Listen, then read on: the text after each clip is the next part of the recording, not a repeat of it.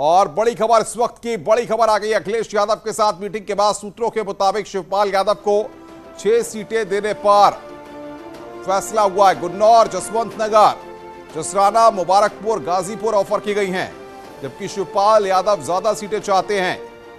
अभी तक की जानकारी के मुताबिक शिवपाल को गुन्नौर, जसवंत नगर, भोजपुर, जसराना, मुबारकपुर और गाजीपुर की 1 सीट दिए जाने की सहमति बनी है। यहां पर ये 6 सीटें दिए जाने की सहमति बनी है। कहा जा रहा है कि शिवपाल गुन्नौर और उनके बेटे आदित्य जसवंत नगर से लड़ सकते हैं। हालांकि सीटों को लेकर अभी शिवपाल और अखिलेश की एक और मीटिंग होनी है। उम्मीद है कि इस मीटिंग के बाद शिवपाल को 3 सीटें और दी जा सकती हैं। तो शिवपाल यादव को 6 सीटें ऑफर की गई हैं। ये बड़ी जानकारी हम आपको दे रहे हैं। सूत्रों के हवाले से बड़ी खबर आ रही है। शिवपाल यादव को 6 सीटें दी गई है। जसवंत नगर से आदित्य को टिकट। सूत्र इस बात की जानकारी दे रहे हैं, शिवपाल यादव को 6 सीटें ऑफर की गई हैं। बड़ी खबर इस वक्त गुन्नौर, जसवंत नगर, भोजपुर ऑफर की गई है। जसराना, मुबारकपुर, गाजीपुर, ये 6 सीटें फिलहाल ऑफर की गई हैं। 3 सीटें और मिल सकती हैं। शिवेंद्र श्रीवास्तव बातचीत करने के लिए हमारे साथ फोन लाइन पर जुड़ रहे हैं। शिवेंद्र, क्या अपडेट आपको मिल पा रहा है? देखिए, बड़ा डेवलपमेंट है क्योंकि शिवपाल और अखिलेश की जो मुलाकात हुई वो अपने आप में सियासी हलचल पैदा करने में काफी थी, क्योंकि कल से ही यहाँ पर सियासत बहुत तेजी से बढ़ी है आगे और चर्चाओं का दौर चल रहा है। अभी जब शिवपाल यादव, अखिलेश यादव और ओपी राजभर के साथ स्वामी प्रसाद मौर्य की बैठक हुई है, उस बैठक से पहले शिवपाल यादव अखिलेश यादव के घर गए थे, जहां पर करीब आधा घंटे से ज्यादा बैठक में बातचीत हुई और उसमें सीटों को लेकर के चर्चा हुई। हालांकि शिवपाल यादव लगातार पहले से ज्यादा सीटों की मांग करते रहे हैं, लेकिन अखिलेश यादव ज्यादा सीटें देने के पक्ष में नहीं है। फिर भी अभी 6 लगभग सीटों पर सहमति बनी है, जो कि आगे बढ़ सकती है, क्योंकि आखिरी दौर की बात अभी होनी बाकी है। अभी तक जिन सीटों पर चर्चा हुई और तय हुआ उनमें गुन्नौर, जसवंत नगर, भोजपुर, जसराना, मुबारकपुर और गाजीपुर की सीट शामिल है। और इसमें शिवपाल यादव के बेटे भी चुनाव लड़ सकते हैं और वो भी खुद चुनाव लड़ेंगे। इसके अलावा तमाम और मुद्दों पर बातें हुई, क्योंकि काफी लंबे अंतराल के बाद दोनों परिवारों के बीच में मुलाकात हुई, शिवपाल और अखिलेश की बातचीत हुई और तल्खियां दूर हुई हैं हाल के दिनों में। और अब चूंकि चुनाव सर पर है तो ये बैठकें और मुलाकातें बहुत अहम है, क्योंकि शिवपाल के साथ मिलकर के अखिलेश यादव ने लड़ने का मन बनाया है। अब किस तरह से वो अपनी पार्टी के सिंबल पर ही लड़ाई लड़ेंगे या साइकिल के चुनाव पर लड़ेंगे, ये भी तय होना अभी बाकी है। और बाकी जो सहयोगी दल हैं उनसे भी अभी ये तय होना बाकी है कि किसको कितनी सीटें दी जाए। लेकिन फिलहाल अभी 6 सीटें शिवपाल को मिलती हुई नजर आ रही हैं, जिनकी संख्या 2-3 सीटें और बढ़ सकती हैं। लेकिन अभी आखिरी दौर की बातचीत एक बार और होनी है, उसके बाद ये तय होगा। क्या माना जाए, जिस तरीके से चाहे महान दल की बात करें या फिर ओम प्रकाश राजभर की बात करें, सबको अखिलेश यादव को कहीं ना कहीं एडजस्ट करना है। ऐसे में किसी की भी नाराजगी अखिलेश यादव के लिए भारी पड़ सकती है। चाचा भी बड़े दिनों बाद साथ आए हैं, ऐसे में अखिलेश के लिए काफी चैलेंजिंग सिचुएशन होने वाली है।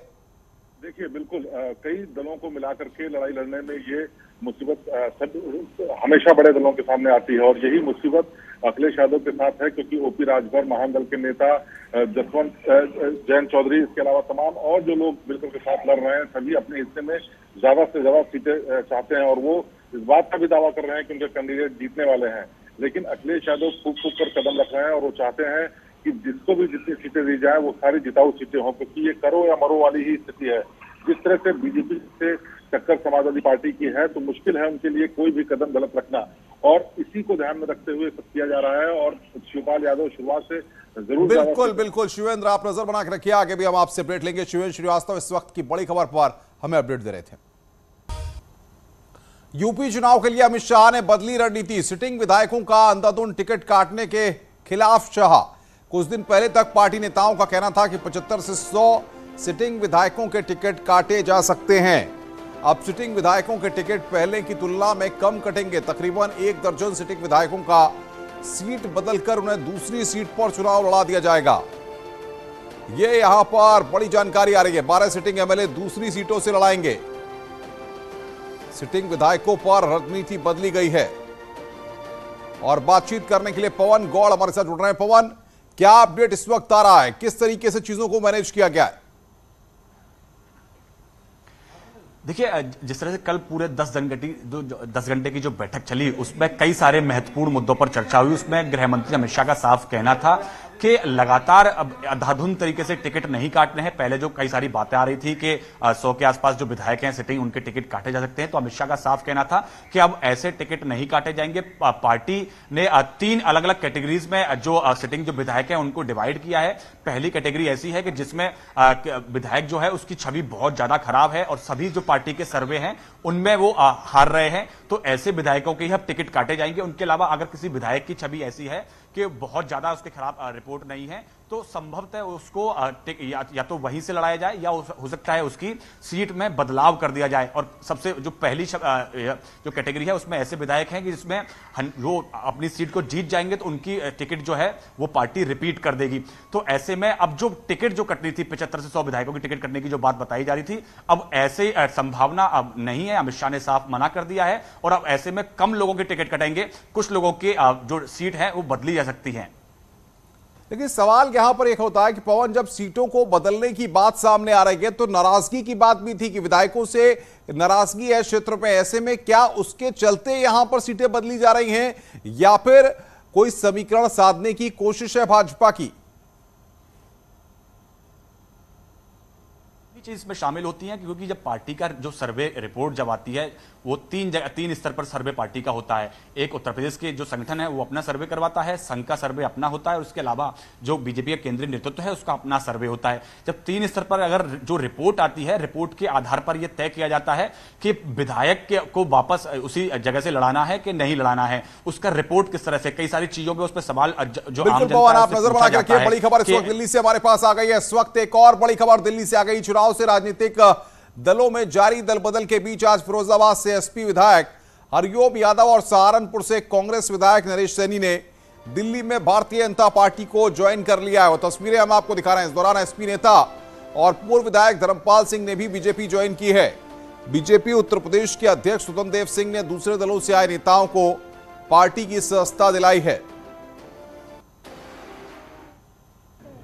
मैं आदरणीय प्रधानमंत्री नरेंद्र मोदी जी की नीतियों से प्रभावित होकर, उनकी कार्य प्रणाली से प्रभावित होकर और उत्तर प्रदेश में आदरणीय मुख्यमंत्री योगी जी की नीतियों से प्रभावित होकर, आदरणीय उप मुख्यमंत्री केशव प्रसाद मौर्य जी की नीतियों से प्रभावित होकर मैं आज कांग्रेस को छोड़कर भाजपा में ज्वाइन कर। योगी जी का कार्य करने की नीतियां थी, उससे प्रभावित होकर और जो जनता का जो रुझान आ रहा है वो उन सब को देखते हुए मैंने भाजपा को ज्वाइन। बीजेपी ने विकास किया है और सबका साथ सबका विकास,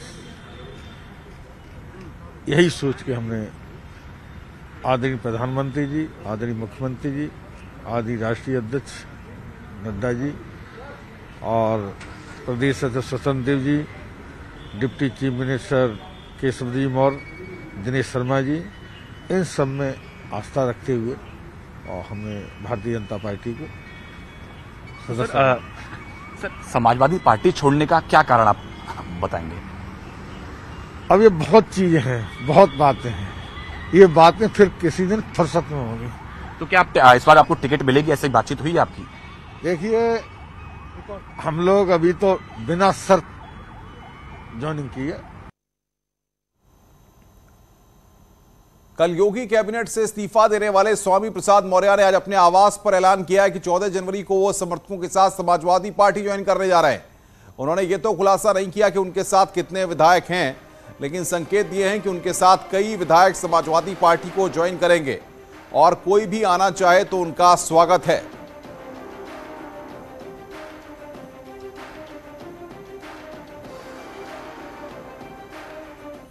कब ज्वाइन कर रहे हैं सर समाजवादी पार्टी? 14 जनवरी को। कितने लोग, मंत्री, विधायक, नेता कितने रहेंगे सर? आप उस दिन देखेंगे, जो भी ज्वाइन करेगा उसके चेहरे आपके सामने आएंगे। जैसा कि मैंने कल भी कहा, 2 दिन तक हम संवाद में रहेंगे। आपके हाथ में है ना सर, मतलब लोग छिटकेंगे तो नहीं, जो आपसे वादा किए आप साथ जाएंगे? हमने आपको पहले भी कहा, मैं न पहले कभी किसी से बात करता हूँ न आज कर रहा हूँ, जो आएगा स्वागत। नहीं हुई, लेकिन मैं 35 वर्षों से उनको जानती हूँ। मेरे पिताजी की पार्टी के वो सदस्य रहे हैं और लेकिन मैं अभी 2-3 दिन पहले उनसे मिली थी तो कुछ असंतुष्ट लग रहे थे, लेकिन इतने असंतुष्ट है इसका मैं नहीं भाप सकी उनको। और अब उन्होंने पार्टी छोड़ दी है, लेकिन अभी पार्टी में कहीं गए नहीं हैं। और मेरे संज्ञान में आया है कि पार्टी के वरिष्ठ जन उनसे बात कर रहे हैं। देखिए, भारतीय जनता पार्टी का परिवार मानता है अपनी पार्टी को, और वो परिवार से कोई बाहर चला जाए तो पसंद नहीं करते, इसलिए वो कोशिश करें अपनी मेजॉरिटी आने के बाद भी जो हमारे एनडीए के पार्टनर्स हैं सबको साथ लेके चलना पार्टी ने काम किया है। खबरें और भी हैं, फिलहाल ब्रेक के लिए, ब्रेक के बाद जल्द हाजिर होते हैं।